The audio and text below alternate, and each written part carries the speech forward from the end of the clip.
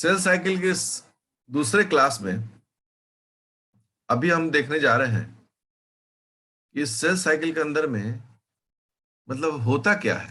हम कहीं दूर से इन चीजों को देख तो नहीं रहे, समझ तो नहीं रहे। अभी जो है हम लोग सेल साइकिल के एक हिस्से में हैं, जिस हिस्से का नाम है G1। यहां पर M था, यहाँ G2 था, यहाँ S था। ठीक है, अभी हम लोग G1 फेज में हैं। अगर इस G1 फेज में हम देखें तो जो डीएनए है सेल में, उस डीएनए से बहुत सारा mRNA बन रहा है, बहुत सारा प्रोटीन्स बन रहा है। एक ये काम हो गया। फिर जो एंडोप्लाज्मिक रेटिकुलम है, ये एंडोप्लाज्मिक रेटिकुलम है, इसमें बायोसिंथेसिस हो रहा है। जो गोल्जी बॉडीज है, उस गोल्जी बॉडी में प्रोसेसिंग एंड पैकेजिंग हो रहा है, हो रहा है।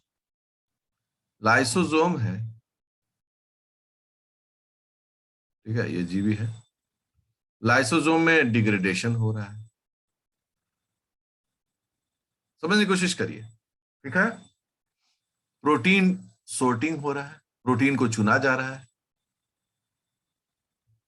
ट्रांसपोर्ट हो रहा है, ठीक है। प्लाज्मा मेम्ब्रेन बनाया जा रहा है, प्लाज्मा मेम्ब्रेन बायोसिंथेसिस हो रहा है, प्लाज्मा मेम्ब्रेन सिंथेसिस हो रहा है, साइटोसोल सिंथेसिस हो रहा है। ये सब घटनाएं हो रही है जो हम लोग पढ़ते हैं। एंडोप्लाज्मिक रेटिकुलम को हम लोग अलग से पढ़ते हैं, गोल्जी बॉडी को हम लोग अलग से पढ़ते हैं, ट्रांसक्रिप्शन को हम लोग अलग से पढ़ते हैं, ट्रांसलेशन को हम लोग अलग से पढ़ते हैं, लाइसोसोम को हम लोग अलग से पढ़ रहे होते हैं, प्रोटीन सोर्टिंग एंड ट्रांसपोर्ट अलग से पढ़ रहे होते हैं, ये साइटोसोल सिंथेसिस अलग से पढ़ रहे होते हैं, प्लाज्मा मेम्ब्रेन अलग से पढ़ रहे होते हैं। कहने का मतलब है ये तमाम जो चीजें हम सेल बायोलॉजी में पढ़ रहे होते हैं, ये मोस्टली जो है यह G1 फेज में होता है। मतलब हम अगर एंडोप्लाज्मिक रेटिकुलम के काम को पढ़ रहे हैं तो एक्चुअली हम G1 में, सामान्यतः अभी G2 को हम एकदम साइड करके चल रहे, बहुत कम समय के लिए G2 का उपयोग होता है। G2 में भी होता है लेकिन कम समय के लिए। ज्यादातर हम लोग गोल्जी बॉडी के काम को पढ़ रहे होते हैं, लाइसोसोम को पढ़ रहे होते हैं, माइटोकॉन्ड्रिया को पढ़ रहे होते हैं। इसको कैसे हम छोड़ दिए, ये सभी चीजों को हम पढ़ रहे होते हैं। और वो मैक्सिमम जो इनका काम होता है वो किस फेज में होता है? G2 में। हमें सोच बदलने की जरूरत है। हम जीवन के काम को ही कभी नहीं समझ पाते हैं कि जीवन में एक्चुअली होता क्या है ना। सेल के अंदर में जो भी टॉपिक हम पढ़ते हैं, प्लाज्मा मेम्ब्रेन, इस प्लाज्मा मेम्ब्रेन का जो मैक्सिमम डायनेमिक्स होता है, जो लेन देन वो पूरे सेल में करते रहता है, पूरे सेल के जीवन तक में करता है। लेकिन इसका निर्माण और विनाश, बायोसिंथेसिस एंड डिग्रेडेशन, ये मैक्सिमम जो है वो जीवन फेज में होता है। अन्य फेज में भी थोड़ा थोड़ा होता है लेकिन मैक्सिमम जीवन फेज होता है। एंडोप्लाज्मिक रेटिकुलम को पढ़ते हैं पूरा, मैक्सिमम काम जीवन फेज में। गोल्जी बॉडी काम को मैक्सिमम काम जीवन फेज में। लाइसोसोम के फंक्शन को मैक्सिमम काम जीवन फेज में। माइक्रोबॉडीज का काम मैक्सिमम काम जीवन फेज में, ठीक है। माइटोकॉन्ड्रियल एक्टिविटी, वैसे तो पूरे सेल में इसको चाहिए लेकिन जीवन में अच्छे से काम करते रहता है क्योंकि ज्यादा एनर्जी चाहिए होता है। मतलब हम नॉर्मली सेल के जितने भी काम को पढ़ते हैं उसमें मैक्सिमम काम जो है वह जीवन फेज में होता है। अर्थात जीवन फेज का जो रेगुलेशन है, वही रेगुलेशन के अंदर में ये तमाम काम होता है। अगर हम यही नहीं समझ पाएंगे कि जीवन में सेल का कौन सा काम होता है तो जीवन कैसे हम लोग पढ़ते रहते हैं, बस जीवन, protein synthesis and RNA synthesis takes place. वो विद्यार्थी समझ ही नहीं पाया कि जीवन में तो माइटोकॉन्ड्रिया भी काम कर रहा है, एंडोप्लाज्मिक रेटिकुलम भी काम कर रहा है, गोल्जी बॉडी भी काम कर रहा है, मेम्ब्रेन सिंथेसिस भी हो रहा है, कोलेस्ट्रॉल भी बन रहा है, फॉस्फोलिपिड भी बन रहा है, प्रोटीन सॉर्टिंग इंडेक्सिंग हो रहा है, लाइसोसोम भी काम कर रहा है, सब तो काम कर रहा है जीवन में। इस तरीके से चीजों को समझना ये महत्वपूर्ण होता है जब हम सेल साइकिल पढ़ रहे होते हैं। चलिए, बहुत बढ़िया। आप लोगों ने इस चीज को देखा। इसका मतलब है कि सेल साइकिल जो है ये बहुत ही महत्वपूर्ण घटना है। तो सेल साइकिल को हमें कंट्रोल एंड कोऑर्डिनेट करना पड़ता है। सेल साइकिल को हमें कंट्रोल एंड कोऑर्डिनेट करना पड़ता है। वह सेल साइकिल सही तरीके से हो, किसी तरीके की गड़बड़ी ना हो, नहीं तो फिर वो सेल मौत की ओर चला जाएगा, है ना। सेल अपने जीवन में, कोई भी सेल क्या चाहता है? काम हो। अगर काम नहीं हो सेल में, cell fails to work properly, fails to work properly. अगर सेल कभी भी सेल साइकिल में ठीक से काम नहीं कर पाता है तो उसके पास दो विकल्प होते हैं। एक तो रिपेयर करने का, अगर रिपेयर नहीं हो पाया तो फिर सेल डेथ, सेल डेथ करने का, दैट इज कॉल्ड एपोप्टोसिस। तो आप समझें इस सेल को बहुत कंट्रोल और कोऑर्डिनेटेड वे में काम करना है। अगर ये कंट्रोल और कोऑर्डिनेटेड वे में काम नहीं करेगा तो सेल की स्थिति खराब हो जाती है। अब मुद्दा होता है, who is the boss of a cell cycle? Cell cycle का ही बॉस कौन है? पूरे सेल का एक ही बॉस होता है, डीएनए। इसका मतलब होता है कि व्हाट एवर एक्टिविटीज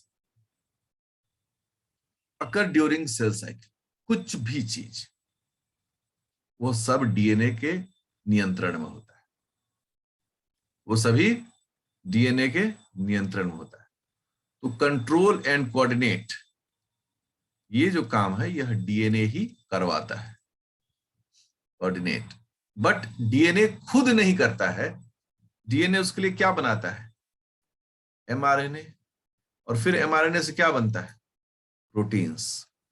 तो प्रोटीन्स जो होते हैं इस राजा का सिपाही होता है। देखो, डीएनए हो गया राजा, एमआरएनए हो गया मंत्री या सेनापति, और प्रोटीन्स जो हो गया वो सिपाही है। और यही सिपाही क्या करता है? एक्चुअली कंट्रोल एंड कोऑर्डिनेट काम को करता है। तो प्रोटीन्स जो है वह एक सेल साइकिल को कंट्रोल और रेगुलेट करता है। हम सीधे लिख सकते थे कि who control and coordinate a cell cycle, ठीक है ना। मेरा क्वेश्चन होता who control and coordinate the cell cycle. अगर ये हम सवाल लिख देते और अगर हम आंसर लिखते प्रोटीन्स, आपके मन में सवाल उठ सकता था। बट ये प्रोटीन्स कौन है? सिपाही है। ये सिपाही जिसका बॉस कौन है? डीएनए।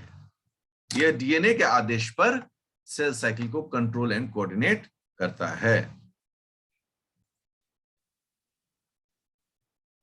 ये प्रोटीन तो सिपाही हो गया, और इसका जो बॉस है प्रोटीन का, वो बॉस है डीएनए। आपके मन में एक सवाल उत्पन्न आएगा कि हु रेगुलेट्स डीएनए?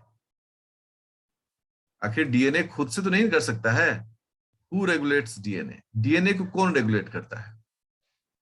तो डीएनए को रेगुलेट करने के लिए इन्वायरमेंट होता है,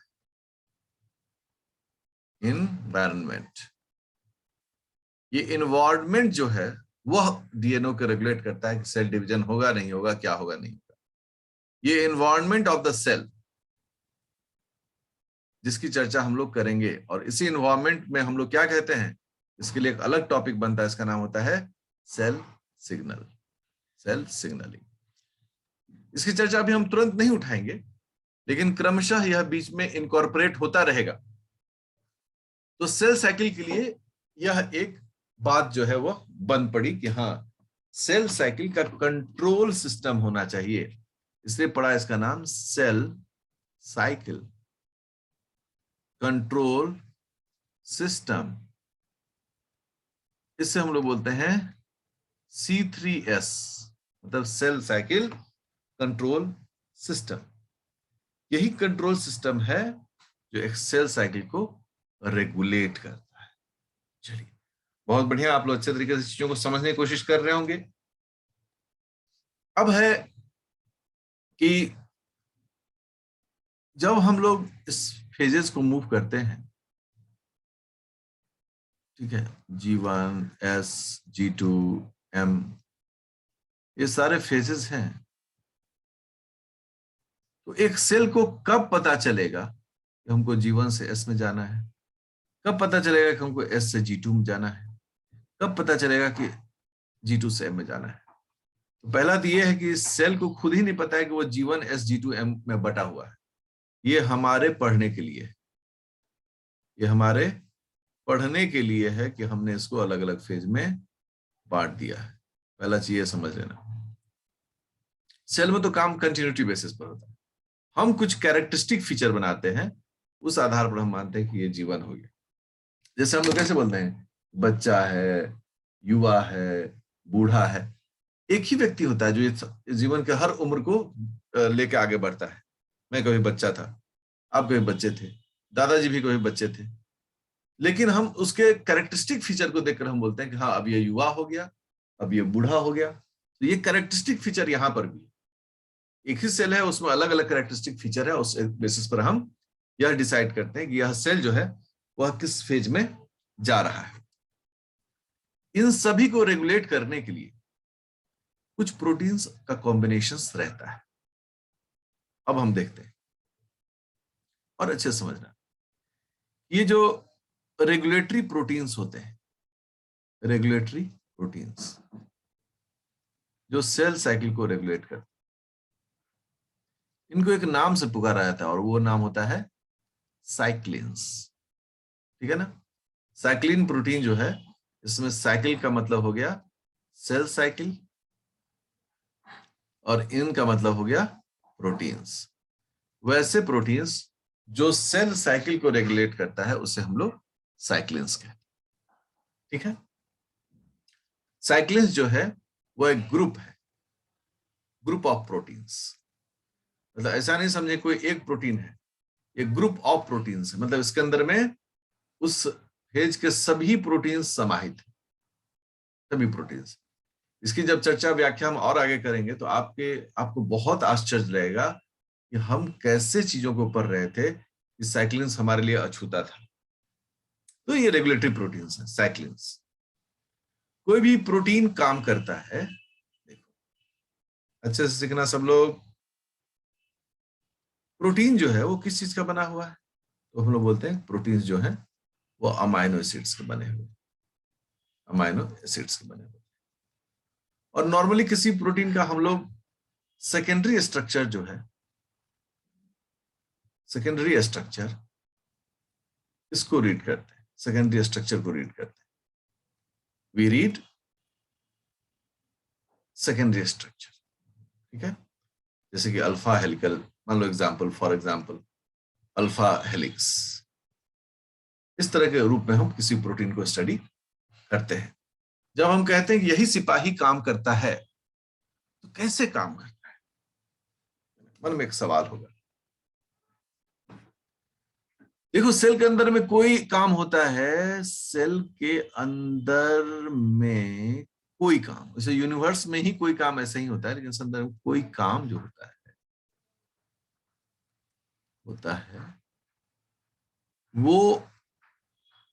वो एनर्जी पर काम करता है, एनर्जी इंटरेक्शन,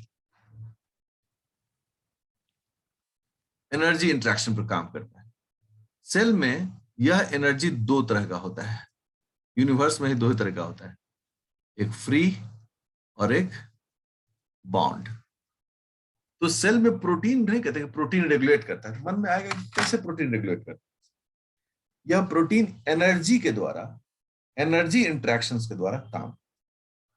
इस एनर्जी इंटरेक्शंस को अगर बॉन्ड फॉर्म में होता है तो हम लोग इसको क्या बोलते हैं? Chemical bond, chemical bond. ठीक है? और अगर फिर फ्री फ्रॉम होता है तो सामान्यतः इसे हम लोग हीट कहते हैं। मतलब दो ही तरीके से ये जो प्रोटीन्स होते हैं वो किसी सेल में काम करते हैं, एक केमिकल बॉन्ड्स बनाकर, दूसरा हीट के द्वारा। तो केमिकल बॉन्ड्स तो समझ में आता है कि यहां पर हाइड्रोजन बॉन्ड बन सकता है, हाइड्रोफोबिक बॉन्ड बन सकता है, ठीक है ना। कोई कोवैलेंट बॉन्ड बनाना हो तो कोवैलेंट बॉन्ड बन सकता है। मतलब ये हम लोग बेसिकली एक हमारे अंडरस्टैंडिंग है। But what about the free bond? Free तो सेल में ऐसा ही कुछ मिलेगा नहीं। इस फ्री एनर्जी को प्राप्त करने के लिए हमारे पास एनर्जी करेंसी होता है, इसका नाम क्या होता है? एटीपी। यह बड़ा जादुई मटेरियल होता है।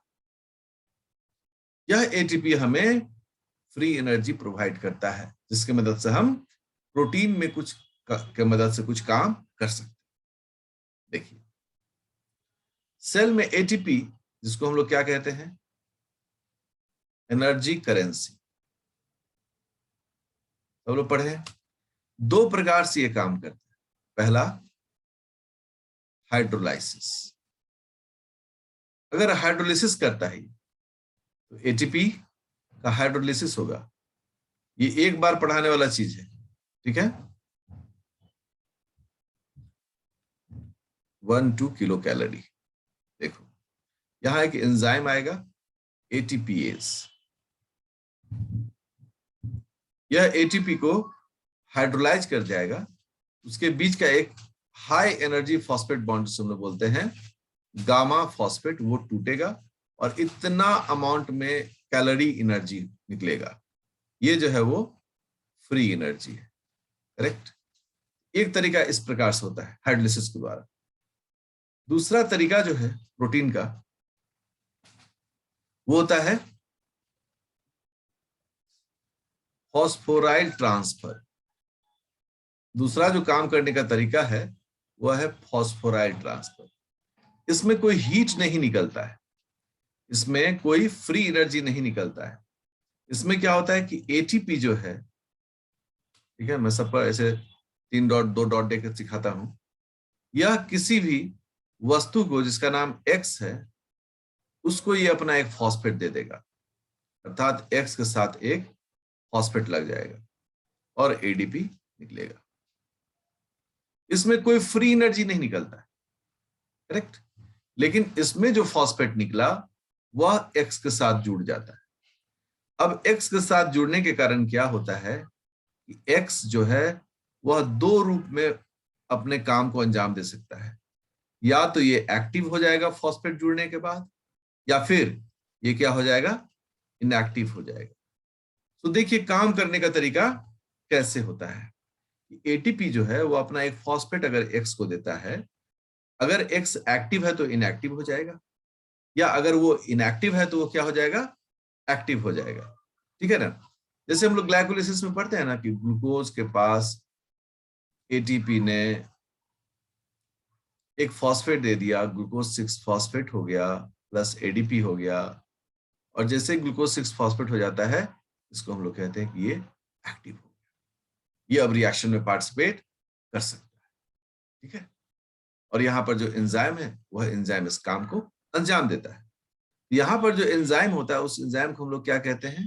काइनेज, ठीक है। उस एंजाइम का नाम होता है काइनेज।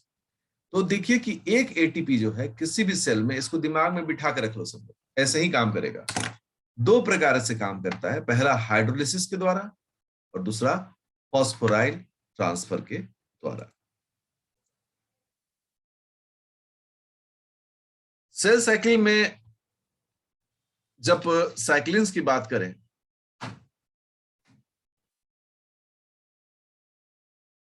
इन साइक्लिन्स को फॉस्फेट की जरूरत पड़ती है, ठीक है।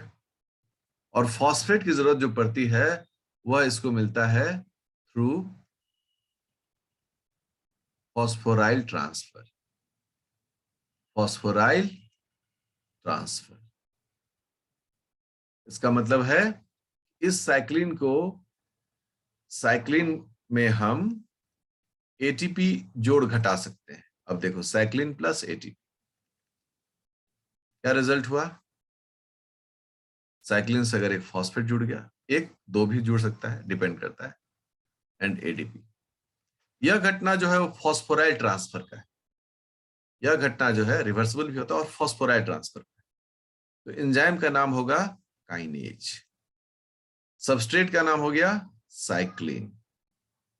इसको हम लोग बोलते हैं साइक्लिन डिपेंडेंट काइनेज, अर्थात ये जो है, ये जो काइनेज है यह साइक्लिन पर डिपेंड करता है, इसलिए इसका नाम पड़ा साइक्लिन डिपेंडेंट काइनेज। इसको शॉर्ट फॉर्म में हम लोग बोलते हैं CDK। अब हमारे पास दोनों आ गए, cyclin and CDK, cyclin and CDK, so capital में लिखना होगा CDK।